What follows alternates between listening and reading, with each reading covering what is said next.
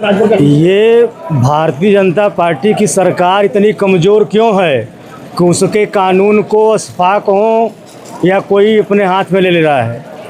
आपकी जो ये कैमरा है आपके हाथ में है ना, इस कैमरे को हम ले सकते हैं। अगर आप कमज़ोर होंगे तो हम ले लेंगे।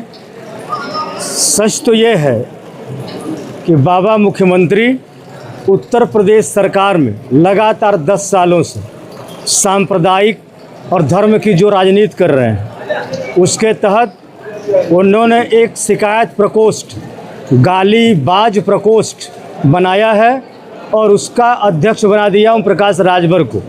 ओम प्रकाश राजभर जो कि पहले से ज़बरदस्त जुकरई करने वाले रहे हैं, उनके आदत में है जुकरई करना और इनसे बढ़िया कोई रोल नहीं कर सकता है।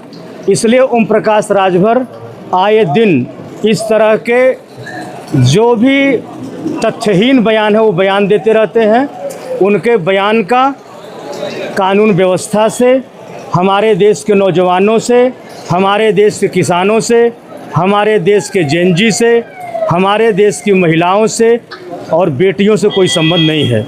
का दावा किया जा रहा है अब तो सीधा 2027 को मुख्यमंत्री बनने वाले। हम तो जो ये कानून व्यवस्था ध्वस्त हुई है, उस ध्वस्त कानून व्यवस्था को हम पीडीए के लोग मिलकर के अपने महानायक महबूब नेता अखिलेश यादव को अप्रैल 2027 में नई सरकार की जब गठन होगी, हमारे महबूब नेता माननीय मुख्यमंत्री श्री अखिलेश यादव जब बनेंगे, ये जितने भी ध्वस्त कानून व्यवस्था है, नौकरियों का सवाल है, हमारे जेनजी के शिक्षा का सवाल है, हमारे किसानों के उत्पादन के उचित मूल्य का सवाल है, हमारी बेटियों के सुरक्षा का सवाल है, हमारे महिलाओं को आप बताओ, आप महिलाओं को 50,000 रुपया देने का वादा कर रहे हैं।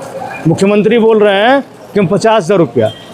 अभी जब केंद्र में जब विपक्ष की कोई सरकार, जैसे दिल्ली में केजरीवाल ने जब जीवन की सबसे मूल्यवान चीज़ होती है पानी, पेयजल, बिना पानी के आप जी नहीं सकते, जब उस व्यक्ति ने भारत के संस्कृति के अनुसार पेयजल निःशुल्क परमार्थ का काम होता है उसको चालू किया, तो यही भारत देश के माननीय प्रधानमंत्री जी ने कहा कि ये रेवड़ी बांटी जा रही है।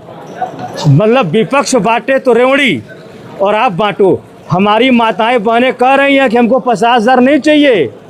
हमारी माताएं बेटी कह रही हैं कि हमें अपने बच्चों को नौकरी चाहिए, हमें अपने बच्चों को शिक्षा चाहिए। ये 50,000 से काम नहीं चलेगा, 50,000 महीने वाला पक्की नौकरी चाहिए हमारे लड़कों को। इसलिए ये जितना भी ये लालच दे रहे हैं, इन लालचों पर आकर के कोई भी इनको वोट देने वाला नहीं है।